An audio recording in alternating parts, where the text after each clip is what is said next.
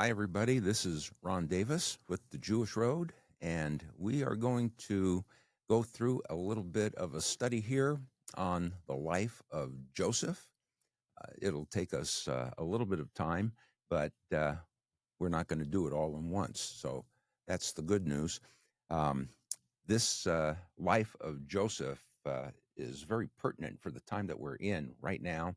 And I have to tell you, Joseph is probably one of my favorite characters in all of Scripture, if not actually my favorite.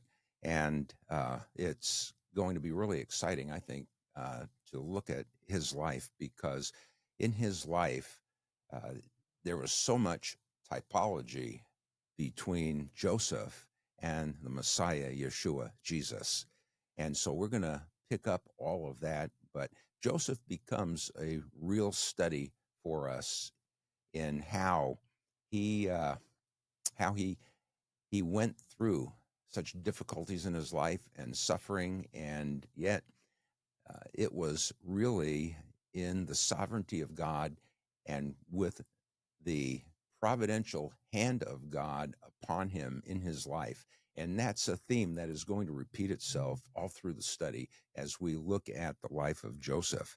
Um, as we do that, I think that he is the greatest type of the Messiah in the scriptures, and a part of that is with regard to the things that he suffered and the betrayal that he lived through, and those are things that we'll pick up on as we go through the story of the life of Joseph. He is a picture of the fact that God brings forth life out of death.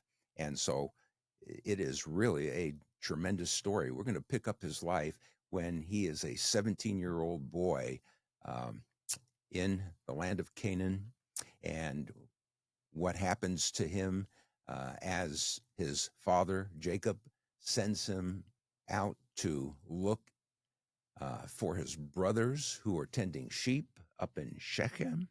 And he makes the trip up there and goes to find his brothers, only to find out that they're really not there. They've moved on to a little place called Dothan.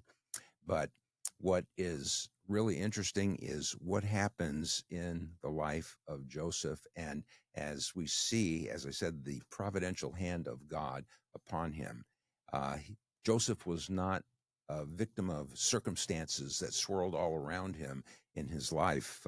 He was actually the product of God using him and taking him forward to a place where he was ultimately going to be the savior of his family and the salvation and the deliverer ultimately of his people Israel. But all of that takes place under the watchful eye and the providential hand of God. Let me just give you a really good definition of God's providence. This is probably one of the best definitions that I have come across, but uh, since it repeats itself so frequently through the life of Joseph, let me give you a definition, at least a working definition, I think, of what that is. Providence is that continued exercise of God's grace and kindness by which, in his wisdom and power, he preserves and governs and is operative in all that comes to pass in the world and directs all things to their appointed end. So I think that is a really important um, definition of the hand of God in the life of Joseph, how he governs and how he is operative in all that comes to pass in the world, and he directs all things to their appointed end. We can look at the life of Joseph, and we could, when he's thrown in the pit, we can go, oh no.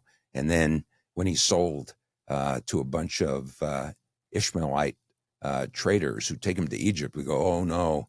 And then he ends up in Potiphar's house, and from there he ends up in the dungeon, and you go, oh no. And all of these things we would tend to look at as, wow, these are real setbacks, and yet God is using all of those things in the life of Joseph to bring him to a place where he is going to be the vessel of God that God is using ultimately for the salvation of his people, Israel, ultimately.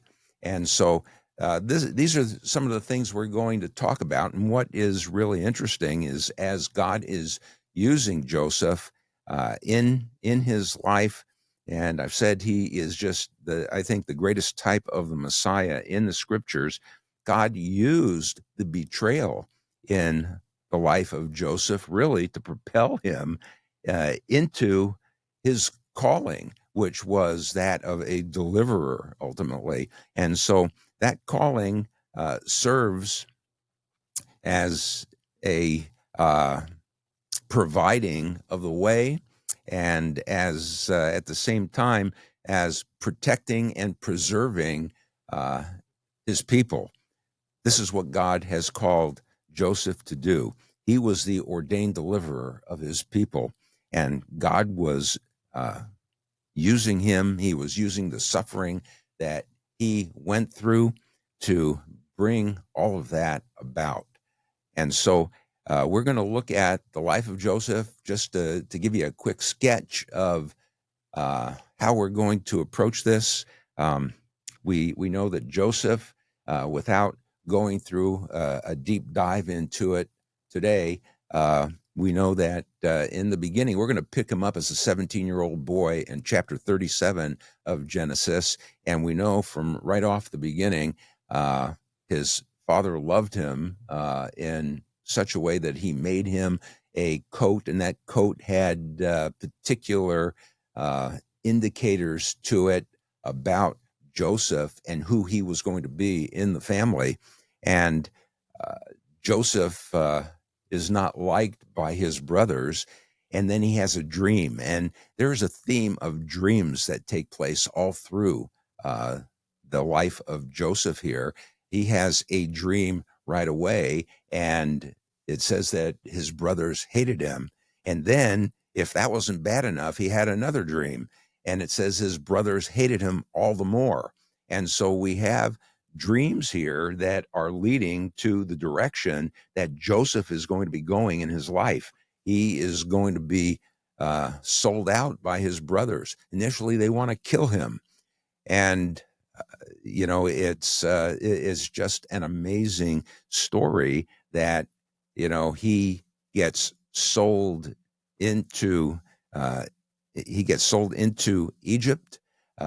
He is sold as a slave. He ends up in Potiphar's house, and some things occur in Potiphar's house where he is wrongfully accused of sin and of just some terrible things with Potiphar's wife, and he ends up in the prison, in the dungeon. And there are more dreams down there, and we'll talk about those when we get to them. But those dreams are actually, they are going to propel Joseph into the next phase of his life. And those dreams happen from a cupbearer and a baker down in the dungeon. And ultimately, Joseph is going to be delivered up out of the dungeon. Why is that? Because there's more dreams. Pharaoh has dreams this time, and nobody can interpret his dreams. And ultimately, Joseph is the one who is found to be able to interpret the Pharaoh's dreams, and he is pulled up out of the prison. And this whole story of the life of Joseph, and I think the dreams and the dreams and the dreams are just vehicles that God is using to move Joseph into that place of deliverance, while at the same time using all of the circumstances and the difficulties and the suffering in Joseph's life to mold him into the type of young man that he wants him to be ultimately, because there are some real difficulties that he is going to have to reconcile later with those same brothers. So we're going to talk about all of that is just an interesting revelation that God gives to us all the way back in the book of Genesis.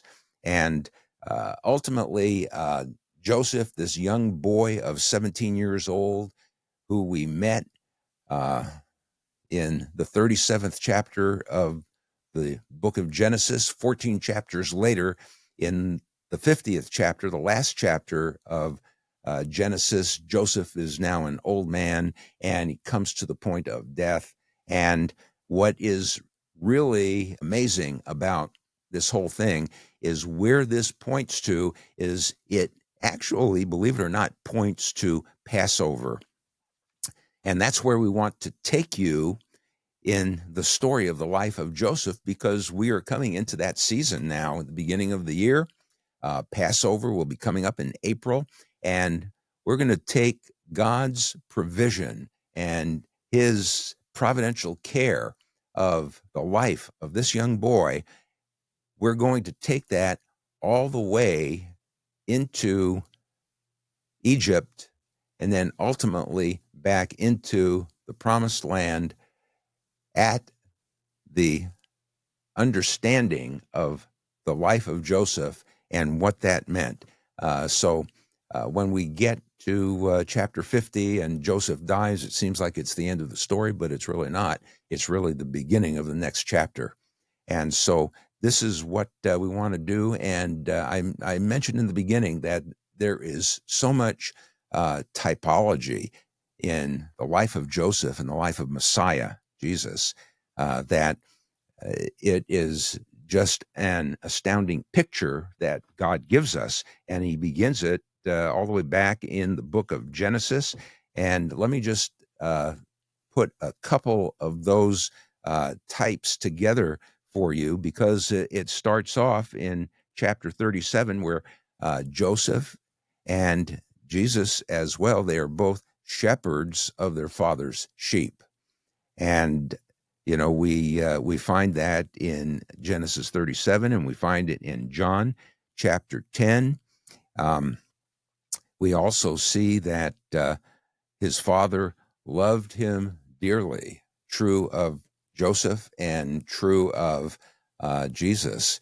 And we find also, on the other hand, that they're both hated by their brothers. So there are some patterns here. We find others plotted to kill them. We find that he was taken from Egypt. We find that both of them are tempted. Joseph in Potiphar's house, Jesus at the beginning of his ministry in Matthew chapter 4. We find that both of them are bound in chains. Both of them are exalted after suffering. It's amazing story. Both of them wept. We'll get into these things and cover them in more detail. And both of them saved their nation. Just an amazing, revelation from God, and a comparison and a type. And we find what men did to them, God turned to good. And so it's a terrific story in the life of Joseph. We want to cover this with you in the next few weeks. We'll be going through this, and we're going to enjoy bringing the life of Joseph all the way from Canaan to Egypt. By the way, Joseph spent his entire adult life in Egypt, and then ultimately the Exodus out of Egypt, which Joseph talked about at the end of his life. And so this is going to be a great time together.